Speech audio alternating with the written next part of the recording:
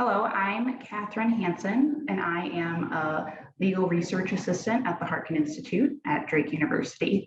I'm currently going through law school while I'm working at the Harkin Institute, and we worked with the Center on Self-Employment to create this policy review, focusing on the provision of self-employment as it relates to people with disabilities.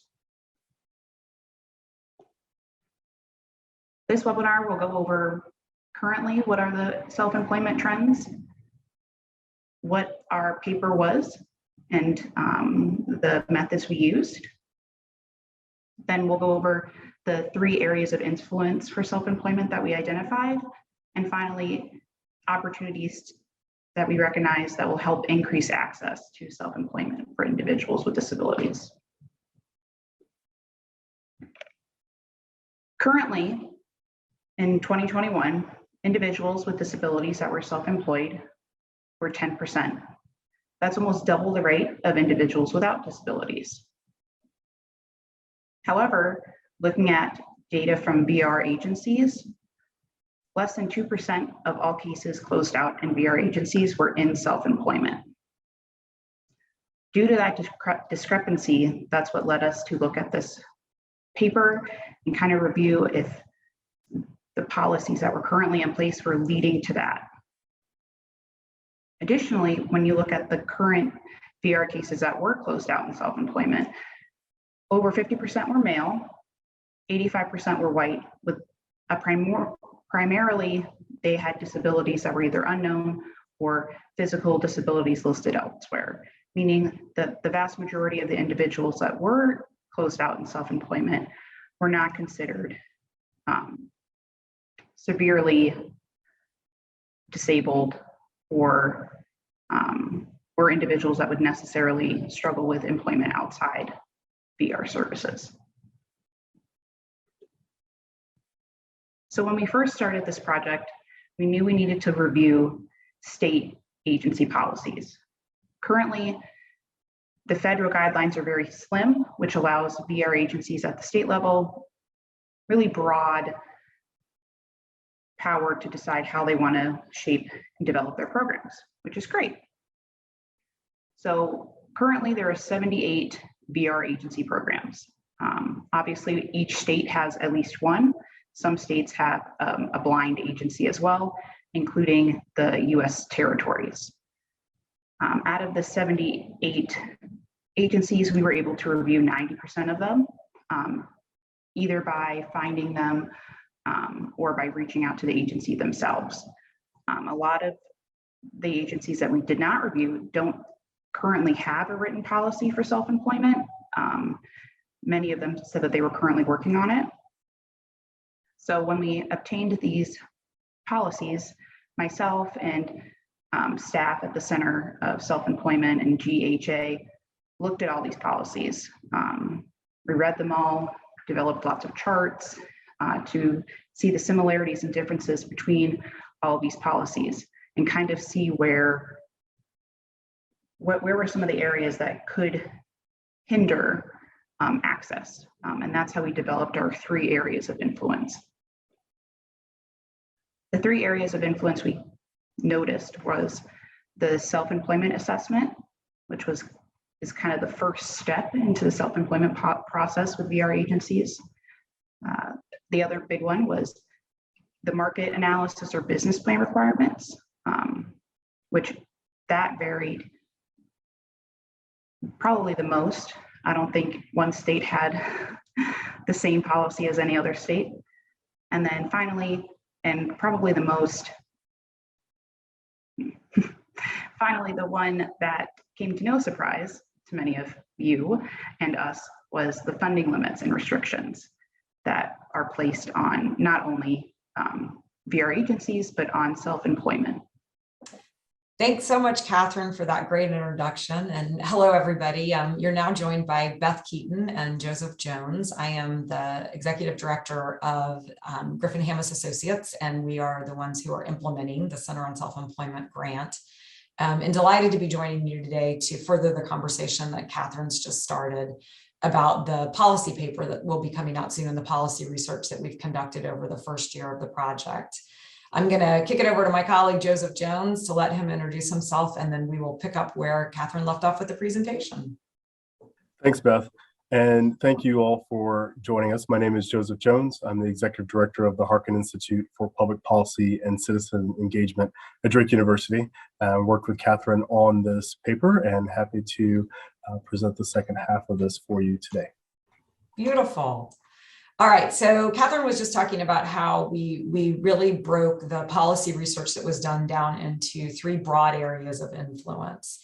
And as a process for the study itself, we were really primarily trying to answer three predominant research questions. So one was, what VR policies may create barriers to individuals with disabilities, including those who are determined to have the most significant disabilities, who are interested in self-employment services. So really looking at the VR policies that are going to create the barriers.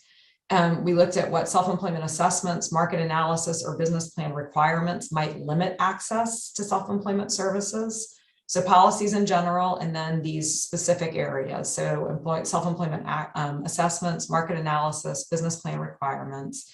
And then these, you'll see these correspond. The third are the funding limit and the restrictions, and the financial participation requirements that limit access to self-employment. So these were really the three broad areas that we were looking at and the research questions we were trying to answer through this self-employment assessment that we did. Joseph, you want to go to the next slide?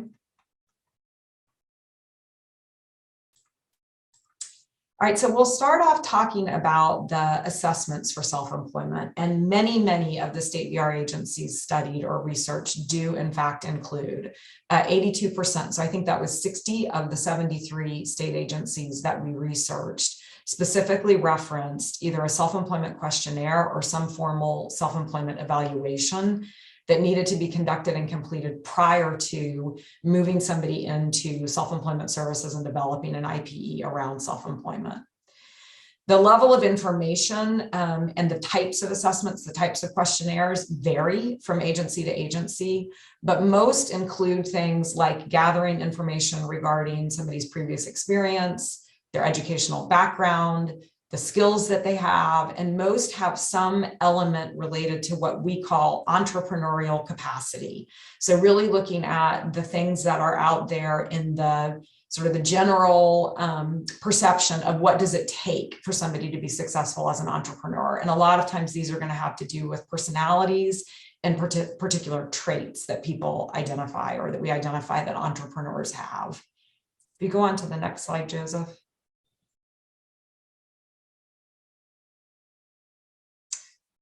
The questions, and I have this first one in quotes because it's really important to me that you know that all of these items are directly pulled from existing self-employment evaluations or questionnaires that are currently included in state policies. So we are not saying that these traits or personality characteristics make self-employment questionable. The assessments are saying that, right? So that's not the stance that Joseph, Kathryn, and I have.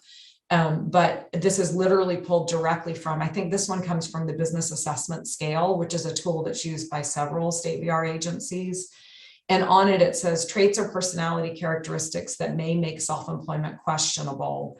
And this includes, there's a list that you can check off or try to identify: lack of persistence or follow through, demonstrated unreliability or lack of stability, and poor problem solving skills are specific things that are being evaluated and assessed prior to developing an IPE for self-employment for a prospective self-employment candidate. Other questions that are asked relate to formal education or training in the business operation of choice. There are questions related to whether or not people have experience in managing or hiring people, whether or not they know how to analyze financial reports. There are often either questions or just program requirements related to the credit scores that people have or credit background. And in some cases, people may be asking, what accommodations will you need? If you're going to run this business, what support will you need? On the surface, I think many people would look at this and say, oh, these are reasonable, right? These are reasonable things to be looking into if somebody is interested in starting a business. But there are some real challenges with each of these elements and with the other elements that are standard or more standardly included in these assessments for self-employment. And we'll talk about those a little bit next. Joseph, if you want to kick to the next slide. The first thing I would say that's just really important to know is that these assessments, things like the business assessment scale and a lot of the questionnaires that are out there being used, are not validated for people with disabilities. So just first and foremost, there is no formal assessment process or to do any kind of a standardized evaluation to say, if somebody scores this way, this means this, when we are talking about assessments for people who experience disabilities. Many of these tools, in fact, are not really validated for use with any prospective business owner, so that they can give you some level of information, but they don't have established what we would call predictive validity, meaning the way that somebody scores does not, in fact, predict whether or not they will succeed in running a business. So that's problematic, right, at the core for people. They also, because they're not designed for prospective business owners who experience disabilities, they're not factoring in accommodations and supports that may offset the business owner responsibilities, right? So the things related to, do you have experience hiring and managing? Do you know how to analyze financial reports? If you are somebody, and I would say this is going to be true, again, for any prospective business owner, which is one of the challenges with these kind of assessments, but if you are somebody who needs support managing and hiring, or if you're somebody who needs support and accommodations with reviewing financial documentation, asking that question as a yes or no evaluation of whether or not you have the skills to run the business is actually misleading. Because the fundamental core question really is not about whether or not this person in and of themselves possess all of these skills, but whether or not they can get access to the level of support that they need to do it. And again, I'm going to continue to reference the fact that this is going to be true for any prospective business owner, not just those who experience disabilities. But given that we know that people who do experience disabilities oftentimes have support and accommodations need, this question is even more profoundly important. The question on the previous slide about what supports or accommodations do you need may seem that it's getting at that, right? That question may say, okay, well, we're allowing for the fact that people need accommodations and support. The challenge, though, is in the very, very early stages of identifying that you may be interested in starting a business, you may not know exactly what your business is going to be. You may not know the structure of the business, and therefore you can't identify specifically what supports you're going to need or how those supports will be accommodated. There was somebody who was interested, for example, in starting a mobile car detailing business. Really, really stellar at doing the detailing. Detailing was not a problem. Scheduling appointments was a challenge. The person could not drive. So one of the things that's really critical when you're doing mobile car detailing is one of the ancillary activities is moving cars around, right? You're moving cars in and out as you're finishing them. And so on the surface, if you're just evaluating what kind of supports are you going to need for a mobile car detailing business, and does this person have access to them? It may be easy to say, well, no one's going to just have somebody who sits there and drives cars. This business isn't feasible. But if the business that was started was a business within a business in partnership with, say, a local auto repair shop, where customers get this added benefit from bringing their car there, and there are already people in that business who can move cars around, the fact that this prospective business owner doesn't drive and can't move cars is in fact a non-issue because those supports are being met elsewhere. So I think one of the other things when you're getting into really specific business questions on the front end is not everybody has that information yet, right? When someone's coming in and identifying that they're potentially interested in starting a business, a lot of times people are going to be at the ground level. They're going to have some core idea, but they need support and assistance to actually flesh that out.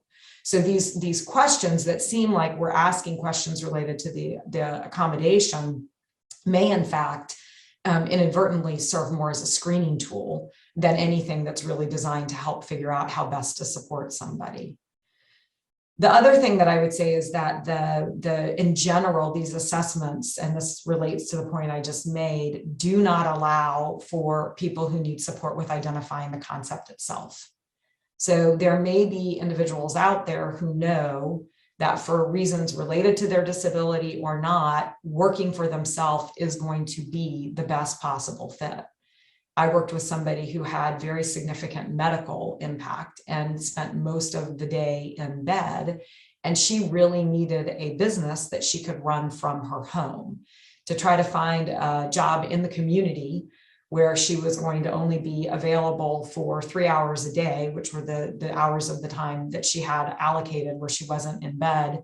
Plus she had to get up, get dressed, and get there. That does not allow for a very extensive job or career opportunity, right? If you're only working 3 hours a day at max. So she really needed to design something that she could operate from her home and also from her bed. She didn't know exactly what the business was going to be. And these assessment processes oftentimes don't allow for that because the questions are much more related to what are you going to do and how are you going to do it, right? The other thing, and I think this is probably pretty obvious, but just to say that questions related to these entrepreneurial traits, right? The things about your personality, things like they were saying lack of stability, lack of persistence. These things are subjective in nature. They are also really deficit-based. And they are not a reflection of stable personality traits in the vast majority of circumstances. What they actually often reflect are a lack of supports, right? Or they are, it was information that was gathered in response to one particular event, and then it got documented in a file. So this is not a stable personality trait that we're using, and they are really subjective in nature. And for that reason, they're dangerous, right? These are judgmental kinds of questions where we're determining is somebody stable or not, as opposed to learning who they are, what they want to do, what kind of supports they're going to need to be able to do that, and whether or not they have access to those or those can be built, right? Ultimately, those are the questions we really need to answer. And the questions are also really biased in favor, oftentimes, of people who have prior work experience, some level of formal education, or financial resources, right? Things related to credit score and what are you going to be able to contribute to the business? And again, people who already have a solid business concept. And I think when you really think beneath the surface on that, you can see how these things may in fact tie to the demographic characteristics that Kathryn was talking about earlier, where the vast majority of individuals who successfully close in self-employment are white males over the age of 50, right? So people who do tend to have more background or experience and more financial resources to bear. We've got an actual parity of access issue that I think the assessment plays into. Okay, do you want to advance? So Joseph's going to join me on these, but some of the initial recommendations, and these are just initial broad recommendations that came out of the research that we did and what we learned about these assessments, are that it's important to frame the pre-IPE self-employment considerations to focus more on the process of self-employment, the particular state VR regulation, rules, policies related to it, to make sure everybody's really clear on what self-employment is, what the advantages of self-employment are, what the disadvantages are, because all of those, I think, are really important conversations for anybody who's considering self-employment to have, right? Really important to know the good and the bad, because self-employment is a really phenomenal, flexible opportunity for a lot of people, but it's not perfect, right? There are definite downsides to it. The fact that you don't have stable income, and it can take a lot of time to get the business developed and off the ground, and you have to follow a very specific VR process to do it. All of these things are really important for everybody to be in agreement on and everybody to have understanding of in the beginning. We would also really strongly recommend removing restrictions based on previous education, experience, or financial success, which again, ultimately narrow the gap of access only to a very few VR participants, right? And instead really looking more at what are the supports people need to develop solid business concepts, do the research, and ultimately determine whether or not this particular business that somebody wants to start is feasible and viable, right? And if it's something that the state VR agency can support. Joseph, I saw you on mute. I don't know if you wanted to jump in on one of those. No, once you're done. Okay, all right, perfect. I think we have a statement which I think is very well written. I actually like it. Neutralize deficit-based trait or personality evaluations by acknowledging the transformative impact of accommodations and support. But I would also say, I think I'd go beyond the neutralize and straight up to the remove. So I would say remove any of these deficit trait or personality-based evaluations. A lot of them do not hold true, even for the vast majority of business owners out there. So a lot of times the questions will include things about, being a self-starter and highly motivated and willing to work 90 hours a week. And there are a lot of artisanal businesses out there where the people who are very, very successful at running the business don't necessarily have those characteristics themselves. They just have something that they do very well. And then they figure out a way to bring it to market in a way that they can sustain and maintain. And we want to create that kind of equitable access for people who receive VR services as well. And then finally, as a corollary to all of this, I think the people who are potentially most negatively impacted by these policies are people who would qualify for supported self-employment services or supported or customized employment services in general. And I think a lot of the background requirements, the education requirements, the financial access, right? When you consider that the vast majority of people are receiving some sort of disability cash benefit, and we know are often living in poverty, a lot of times they close people who would receive or qualify for supported employment or customized employment completely out of even considering self-employment as an option. And so really highly important to incorporate and specifically develop self-employment policies and processes for VR participants who would qualify for supported employment or customized employment services. I think right now, based on our research, 22% of the state VR agencies that we researched actually have specific supported self-employment or customized self-employment policies. So it's still a very, very small percentage of the overall state VR agencies who are actively supporting this and creating a pathway that it's easy for VR counselors to see and to follow when working with people who qualify for supported employment services. Joseph? Yeah, Beth, I think that the point that you hit on early on about it not being validated with prospective business owners with disabilities is really important. These assessments, while intended to actually be something that helps to evaluate the likelihood of self-employed success, really can cause a barrier to employment, to access. I think a lot of it has to do with, an unintended consequence most of the time, but we have to be really careful with these subjective criteria when it comes to evaluating someone's ability to be successful. And there's still some questions that remain as to the accuracy and efficacy and universality of many of the trait-based and personality-based tools that you talked about as well, and how well they actually predict success. I think it's, marginal or spotty at best in terms of the track record that can be obtained from that. And so, while we talked about neutralizing some things and you talked about removing altogether, I see that as something that can really be helpful. Like many of these steps here, where we're looking for a way to allow a larger and more diverse group of participants to be able to explore business ownership. And by doing that, we allow individuals with disabilities to be more easily recognized, I think, as self-employment candidates. Oftentimes, they are not, for many of the barriers that you mentioned before and all the challenges that exist there. And I think if we walk back from some of the more cookie cutter ways of looking at this and evaluating people early on, then we give ourselves an opportunity to have more of those participants be deemed eligible, or at least seen or recognized as someone who could be eligible, and not cut out of the process so far early in the process, which is more often the case than not, and probably really attributes to why there's such a low closure rate for people of self-employment.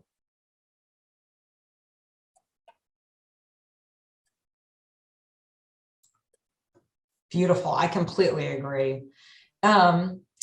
So the next big area that we're going to talk about, and we focus on this pretty extensively in the paper as well, which should be posted on the website this week. I have to get that in, so it should be coming this week. And when you go to the website, we have a slide at the end where with the website link, you can also sign up for the center's mailing list, and then you'll get the press releases when these come out, because we have more articles coming out too on the statistics that Kathryn was sharing in the beginning, the RSA 911 data analysis. That'll tell you a little bit more about the current statistics related to self-employment. But to go back to the paper, so one of the other big areas we looked at were market analysis and business plan requirements. And I want to start off by saying having market analysis and business plan requirements is completely fair and really important, right? I think any existing business resource out there would tell you that unlike some of the statistics that Joseph was just talking about, where the spotty record of those evaluations in general, I think the data on the benefit of conducting good market research and good market analysis and developing a comprehensive business plan is pretty solid. And it's a pretty standard requirement anytime somebody is seeking funding. And it is really truly the best vehicle for VR to be able to make informed, solid decisions about whether or not to invest in a particular business venture. So I think the idea of market analysis or market research and business plans are great. The challenge that we've got and that we see is that a lot of times these are being required prior to IPE development, right? There is a federal mandate. So it's, let me see if I can find the number right here, 38 CFR 361.48, I think, that mandates market analysis and feasibility, or technical assistance to conduct market analysis and business feasibility within the VR scope of services. When we did the research, even though there's a mandate that this technical assistance be provided, 25% of the state VR agencies' research did not reference any type of technical assistance.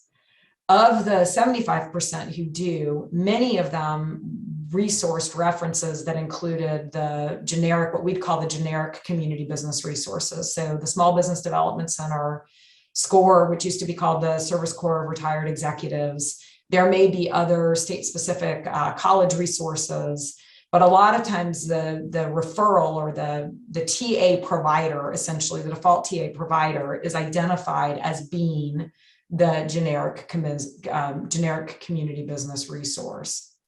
And then again, the last thing on here, over 75% of the agencies that we researched required the market analysis or the business plan to be completed prior to IPE development, which means prior to receiving access to the mandated technical assistance. Joseph, if you want to flip on ahead.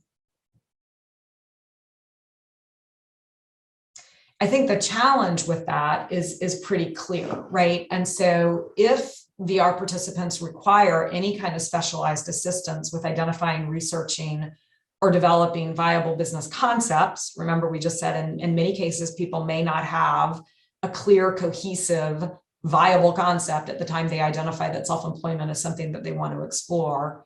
So if they need specialized assistance to develop that business concept or to research and develop the business plan, if people don't have access to that support except through community business resources or on their own, that in fact is going to be a massive screen in terms of access to self-employment in general. So you have to have the idea to get access to the IPE, where you get access to the technical assistance to research the idea, right? People get stuck in this loop.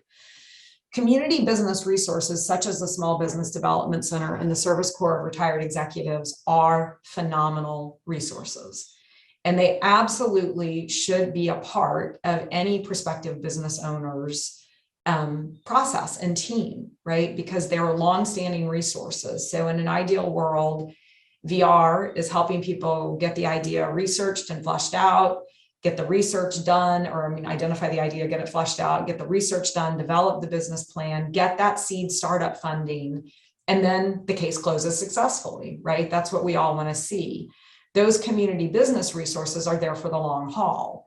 So connecting prospective business owners with the Small Business Development Center or with the Women's Small Business Center or minority business centers, whatever it is that are in your community, can provide really good long-term resources, right? Long-term accessible free resources to business owners.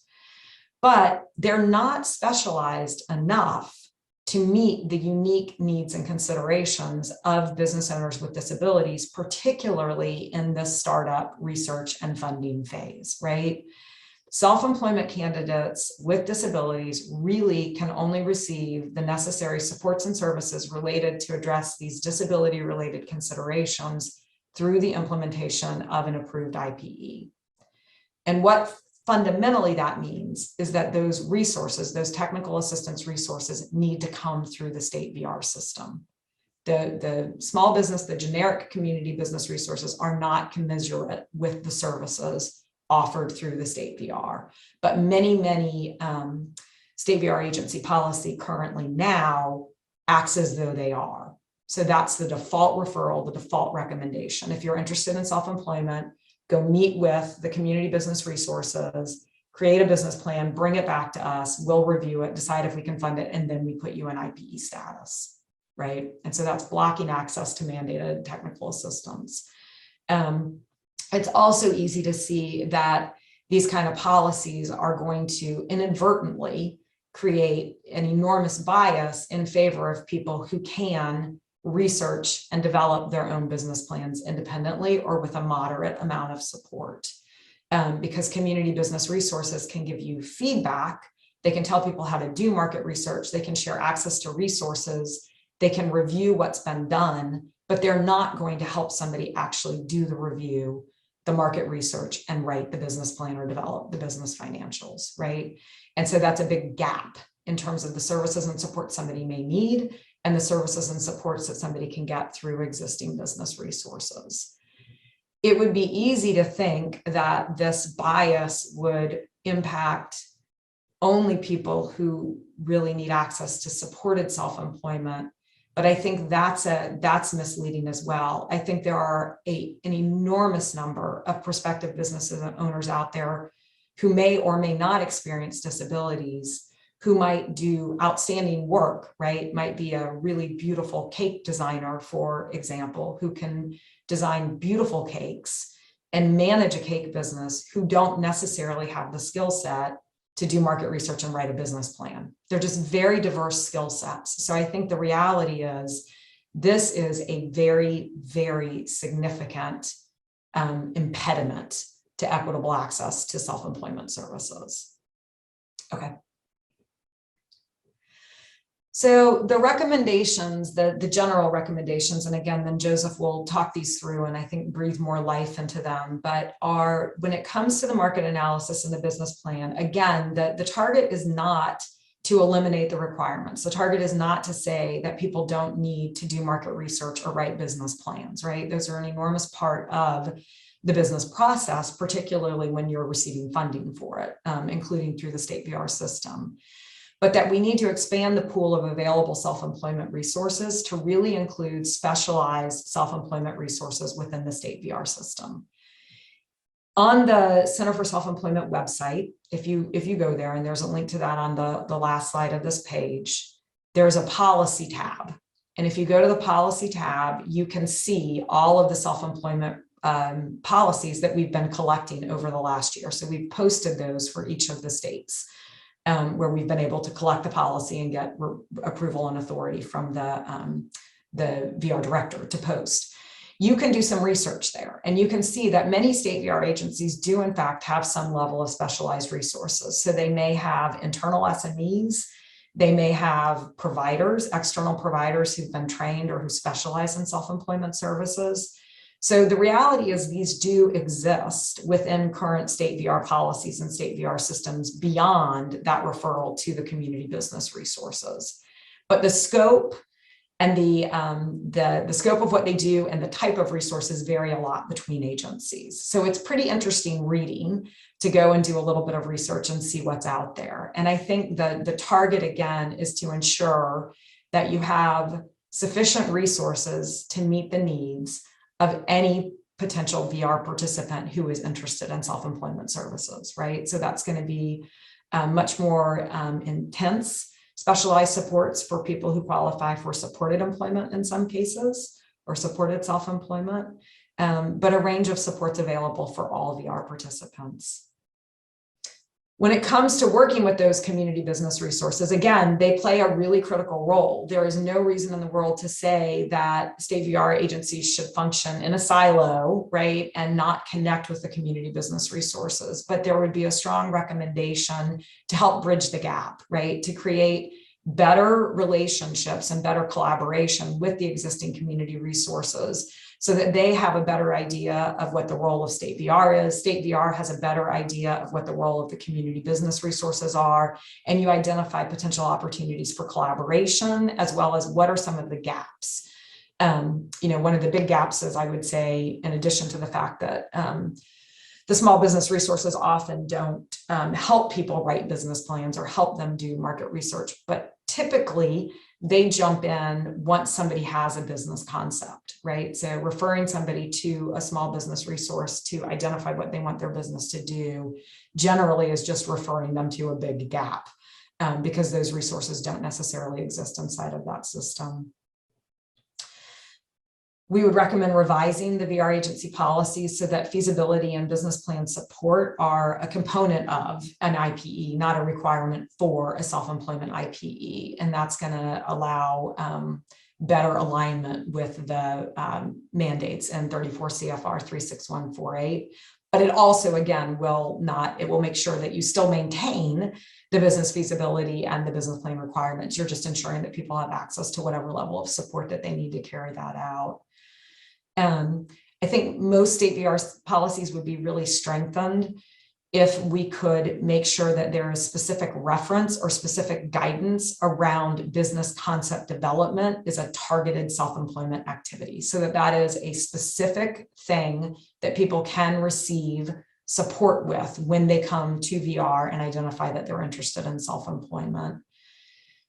And then last but not least, and for sure not least, is I think there's also needs to be growing recognition that VR counselors need support with this as well. So VR counselors need help with reviewing business plans. They need help with reviewing market research. They oftentimes are going to need support with guiding people through that step-by-step business development process. And rarely is policy, training, or resources, or are those things sufficient to guide any VR counselor through the process with whatever level of support that they need, recognizing that right now self-employment really is a relatively small percentage of any of the work that a VR counselor is going to do. Joseph? And I just want to start by reiterating that business plans and market analysis are both invaluable to this process and to any process for someone starting a business. And so the evaluation here is much more of a, how can we make this more efficient and fair and actually bolster what needs to happen here, because how it gets accomplished and how resources are used to do it is important to an individual's success. And so really sequencing is important here, and then all the other resources coming to bear is important, because many of the participants require some level of specialized assistance to both identify, design, and develop their business to meet the market need, but also accommodate their disability in some cases. And being able to only receive those services and supports through the implementation of an approved IPE, is a part of the setup, right? This is a part of the thing that leads us to where we are. And when agencies don't have those those experts on staff or on hand who they have easy access to help guide their participants through self-employment processes, it makes it hard. And we recognize that VRs and VR staff are really spread quite thin in many cases. But this idea that we talk about in the recommendations of having some sort of cross-training between state VR and community business resources is really critical to this process as well. Even if it's just the general awareness, that's really important to know where those resources are, how to help direct someone or bring people in to get more information when you need it. It's not necessarily having an in-depth knowledge of all of the intricacies of the resource. It's knowing that those resources are there and when to tap into each one of those. I think that's important, and it takes time to develop that, but I think that investment of time creates a greater opportunity for participants. As with any set of recommendations, like you're like, oh, all these recommendations are good. And yeah, I don't want to pull out one or two because I believe all 5 of them in this section are really important and critical. But I do think that the VR counselors getting the training and technical assistance is really important. Also to this process, there's a lot of education that goes into doing these jobs, and no 2 days are the same and no 2 participants are the same. And I understand that, I get that, but I do believe that there are some opportunities to be able to gain experience and some knowledge in community resources and other entities out there to be able to build on what they've done or their successes and get that information and be able to use it for the benefit of the participants that you're working with. And then last but not least, I would say that it's really important to think about this as a building up of your internal resources. So this is the professional development that your state team needs in order to be successful in a much more fast-paced and nuanced business environment than we've had in the past. And that includes people who are self-employed. And so it might require that you reallocate some resources, people, time, and money to focus on some of these things, or to be able to rotate people through learning some of the resources that are out there in the community, and also to understand some of the more nuanced needs of the participants who are seeking self-employment or who could be good fits and don't know it. The final area that we researched, and one that I think will not surprise anybody, I think Kat even said in the beginning that this was probably the broadest variation, really fell when it came to the self-employment funding policies. And so I think it's fascinating research, if nothing else, if you want to go and just scroll through some of the various state policies on the website to just see the enormous variation when it comes to the funding policies. And that's going to be the amount of funding available, the financial participation requirements, what can be funded, the timelines for funding, really, you name it, it's different from state to state, right? But the amount of startup funding that's available varies from $1,500 in terms of the research that we did, from $1,500 to no limit whatsoever. So that's a pretty astonishing limit. I think the highest capped limit was 40,000. So in terms of capped amounts, 1,500 to 40,000, but then also important to remember that there are certain states out there that don't have a maximum limit at all. So there's no limit identified. Almost half of the states researched, or the state VR agencies researched, require individual financial participation. So where the self-employment candidate, the prospective business owner, actually has to contribute money and or in-kind resources in order to draw down the available funding.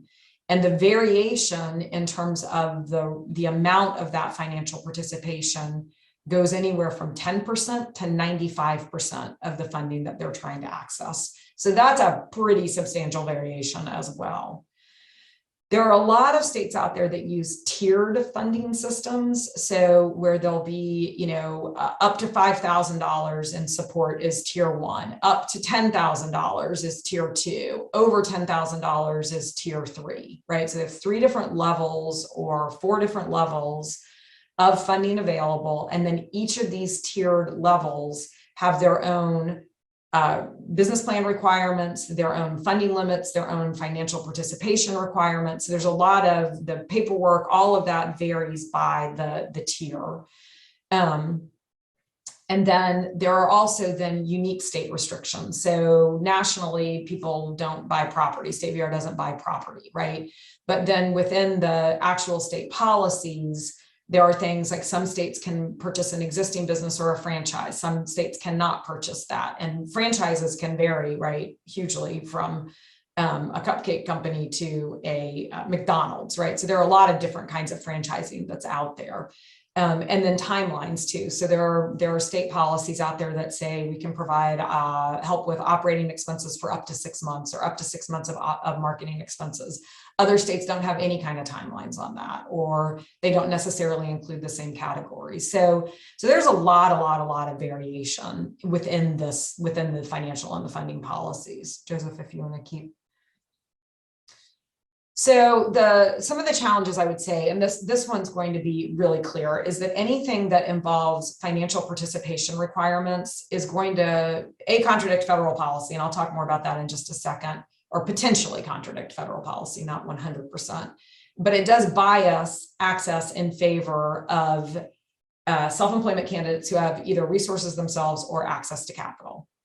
I can't think of, there may be a couple of states out there that actually say you can make the full financial participation through in-kind, right? Through contributions of tools, equipment, whatever. But I think most of them still have some level of cash financial participation requirement.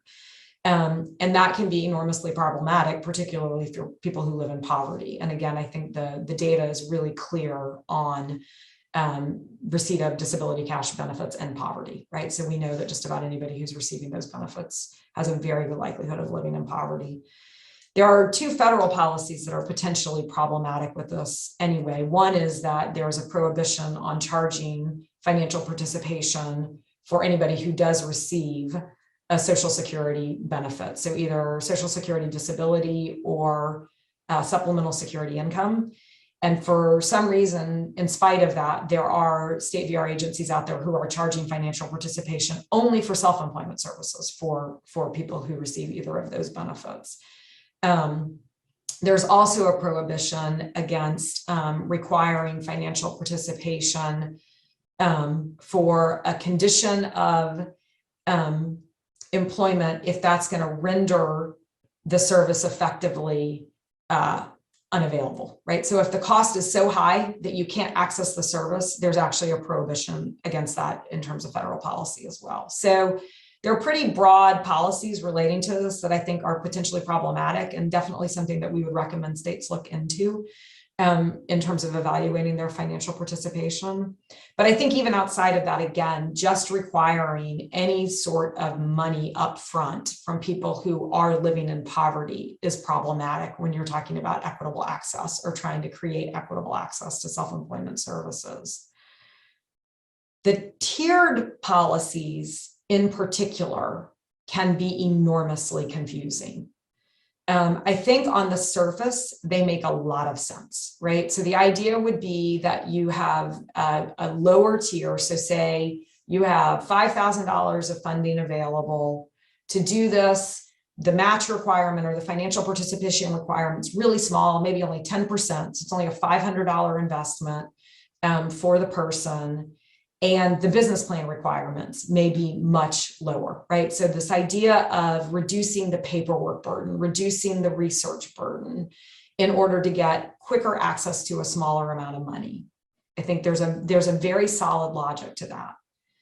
The problem, though, I think, is that oftentimes people are inadvertently driven towards these lower tiers because they seem simpler, right? So, and they seem simpler a lot of times, not just to the VR participant, to the self-employment candidate, but also to the VR counselor.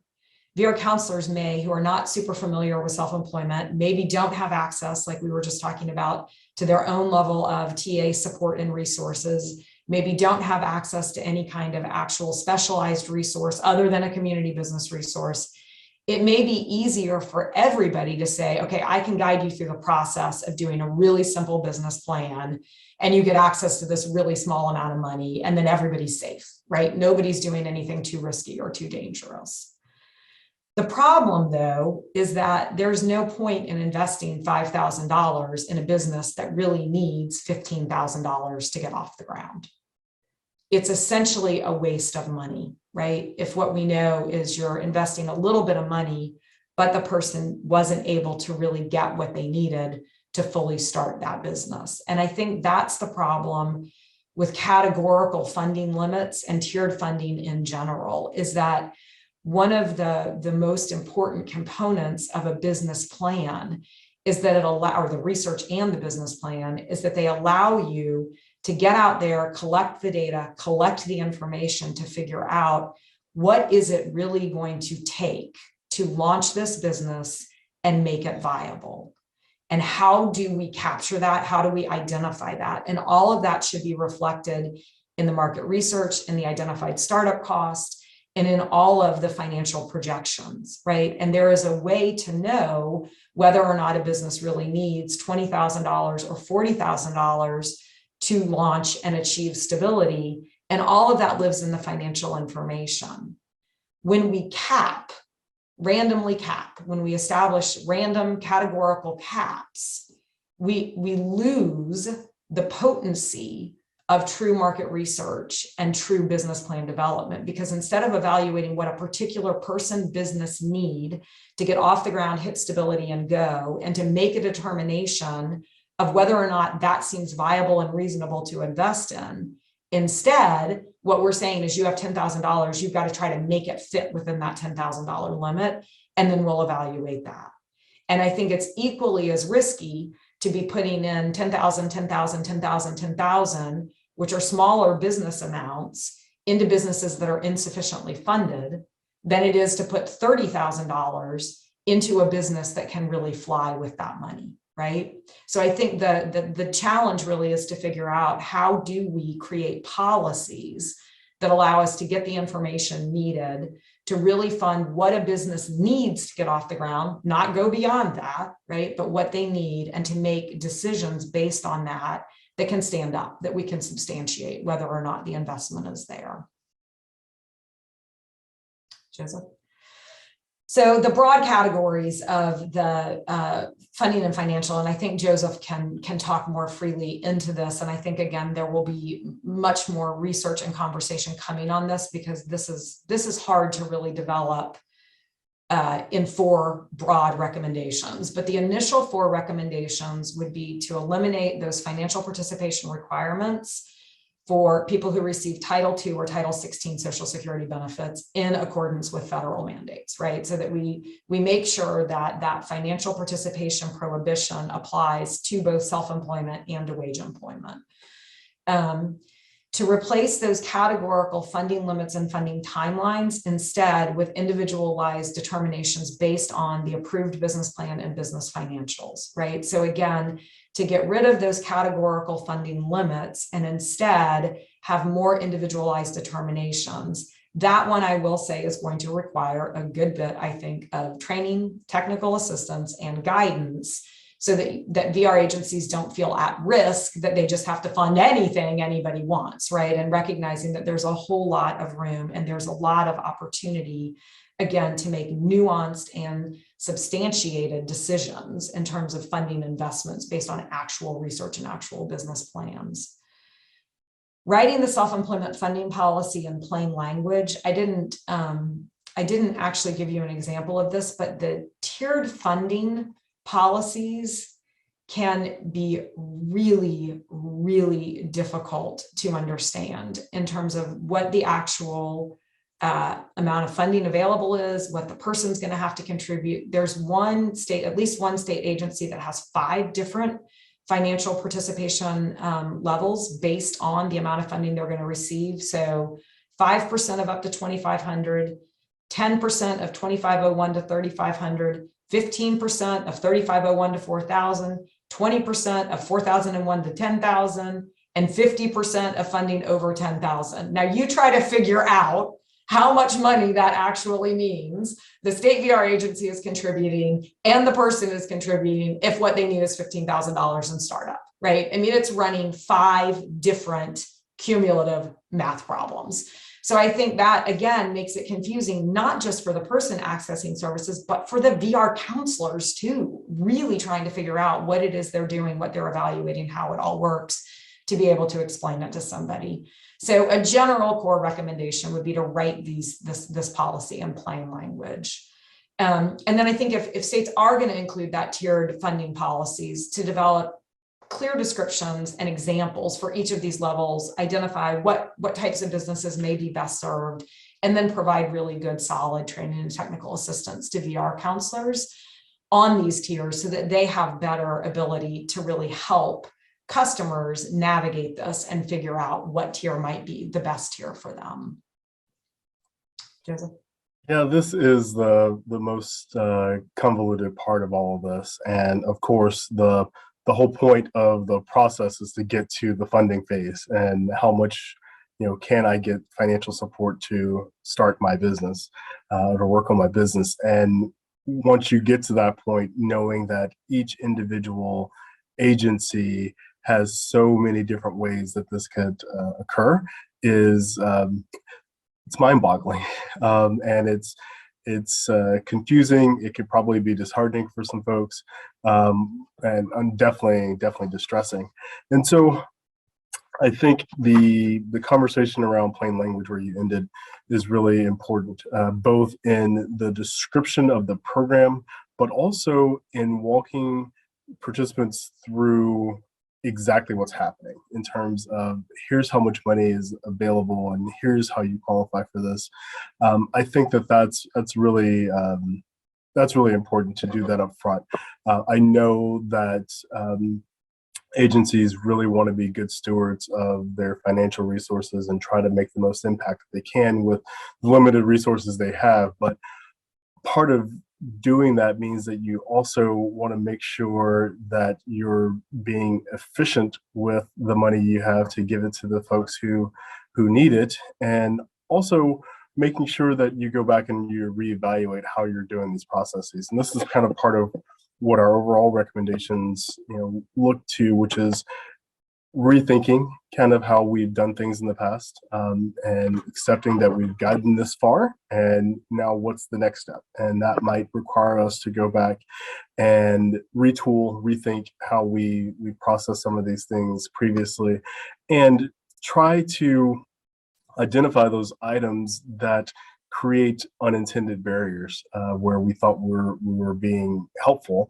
might actually be a stumbling block or a reason for someone to not be as successful as they could be. And this is one of those areas where that's really quite possible, both because of the categorical funding limits, but also the ability to have tiered funding policies in some places and not in others. And so my individual success really depends on what agency I'm connected to.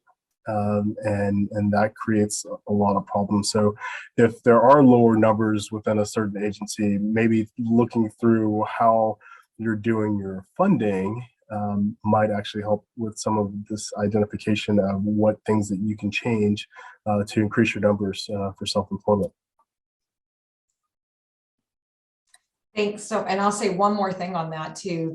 Just in the paper, we tried to do. It's really difficult to do a comparative analysis of the funding because there's so much variation in states, right? And so, the way that we handled it in the paper was we said, okay, let's just use a $20,000 startup cost. Let's assume that somebody needs $20,000 in startup funding. And so we're going to run the numbers using the different tiers, the different requirements in each state to say, of that $20,000, how much would VR contribute and how much would the person contribute, depending on these different rules. And the variations for the VR contribution went from 100% in states with zero financial participation and zero funding limits down to about 20%. So, and the reverse is true. So for the VR customer, the limits ranged from $0 on the table, right? So I don't have to pay anything in a state that has no funding limit and no financial participation, up to, I believe, the most that a VR participant was going to have to pay was $17,500. So when you think about $20,000 of funding, which is not a crazy amount of funding to get a business up and running, just in terms of the general out there, what it costs to start a business, to have a VR participant, potentially one who receives Title 16 benefits, contribute $17,500 of those startups cost is astronomical, right? And in that chart, those are the extremes, 0 and 17,500, but they're all over. There are many that the person's contributing at least 50% or 70%. So this is not uncommon at all. And I think if you get your hands on the paper, just flipping through the charts, if nothing else, is really eye-opening in terms of, again, just like you were saying, Joseph, that the reality of self-employment for you varies not based upon who you are in the business you want to start, but instead where you live and what VR agency supports you, right? That's really the driving factor a lot of times in access. And you're right. The fact that we had to kind of create a scenario in order to be able to make the best comparison we could speaks a lot to how complicated and convoluted this particular part of the process is, and that's really unfortunate, but something that can be corrected. But yeah, we had to find our own apples to apples comparison.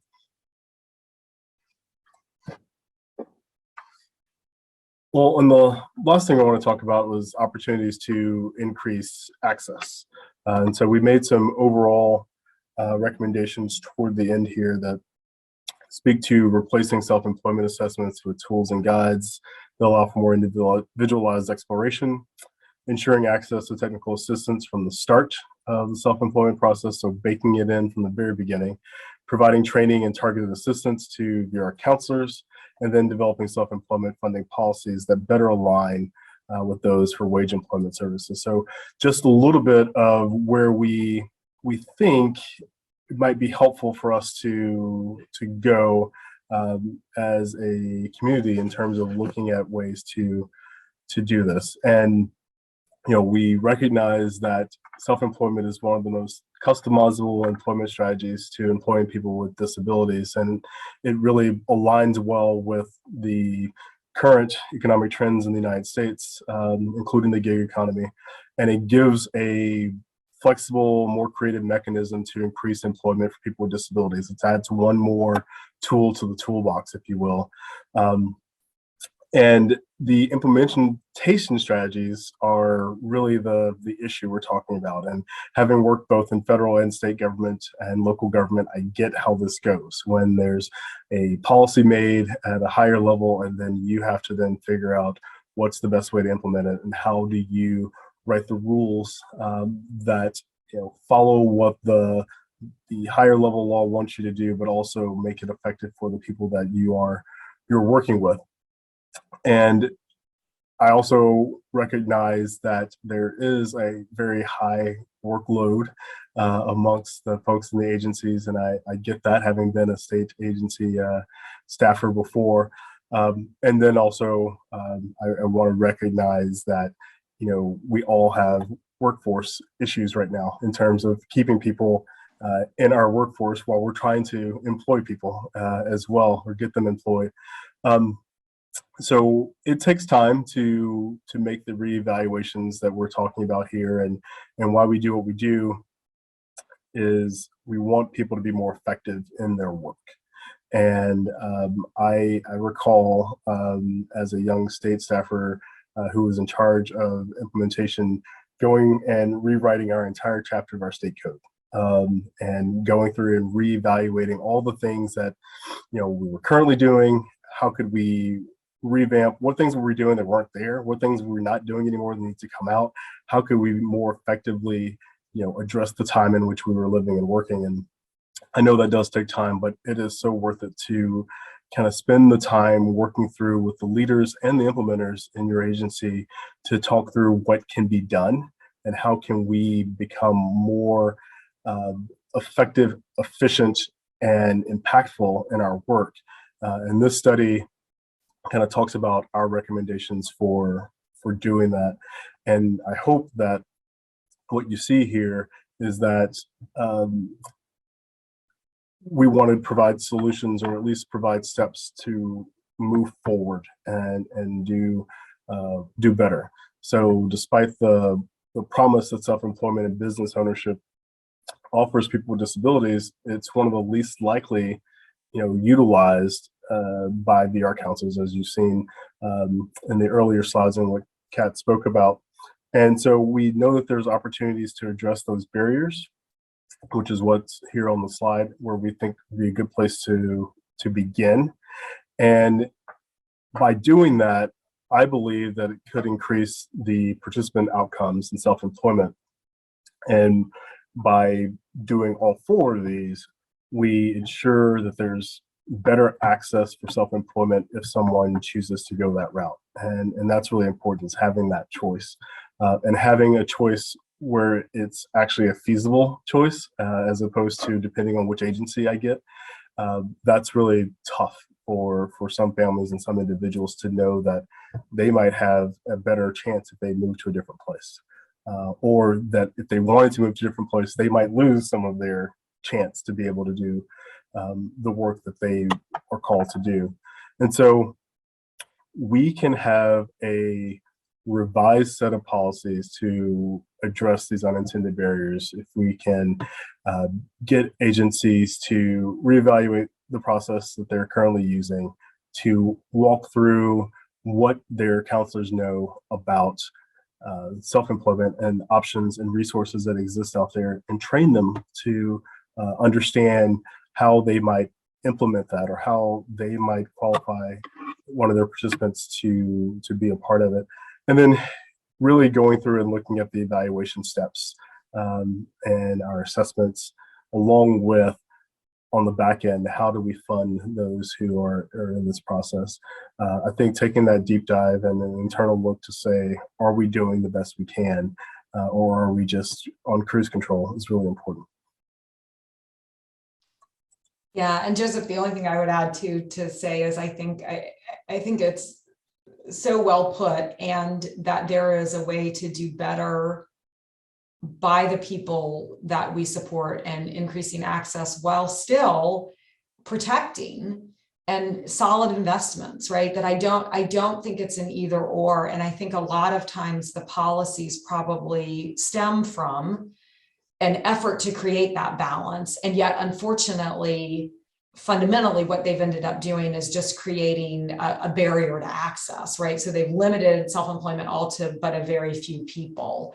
And I do think that there is a way to really open the door and expand access and ensure greater opportunity for any VR participant, but to do that in a way that does not, in fact, put the VR agency at financial risk. And I think we just have to be realistic about, in addition to the policy work, which is absolutely a critical component of this, because absent the policy, you're not going to see a change in access. But then again, there also needs to be the training and the technical assistance and the support for VR professionals throughout the system when working with this, because self-employment is different and it does require a different process, and it is something that people are less familiar with and oftentimes I think are intimidated by. And so just really trying to make sure that we're changing policy, but we're looking at it through a broader lens of what do we need to do in order to really create better support for self-employment across the board within our agencies. That's right. We can have meaningful impact with the work that we do while also being good stewards of those public dollars. And so you can do well while you do good. And I think that that's the direction that many people want to go. I know that, like I said earlier, some of these things are completely unintentional, but this is a way things have stacked up over the decades now, and we have to unstack them. And some of them are, because of ease or because they were short staffed. And so let's make this as simplistically and easily done for our benefit And so let's kind of walk that back a little bit and think about ways that we can make things more easily done for the participants who need the services. Beautiful. So I think that's it. There's the center's website, so centeronselfemployment.org. Again, the paper should be posted there sometime this week. If you sign up for the listserv, you'll get notified when the paper comes out, when the info briefs on the RSA 911 data comes out. You can click on the policy tab, read your own state policy, review other states' policy. And if you're working with this, if you're interested in learning more, or you're interested in taking, as Joseph said, a deeper dive into your own policy, please feel free to reach out. You can click on the contact us section of the website, email me directly. But we'd be happy to work with states on looking at the policy and trying to figure out what are the steps to actually creating more efficacious policy for everybody. So thanks so much. Thanks, Joseph, so much for your time and for all of the extraordinary research you and Kathryn did on the paper, and many thanks to Kathryn too. It's been a great process. Appreciate you being willing to bring us onto the team.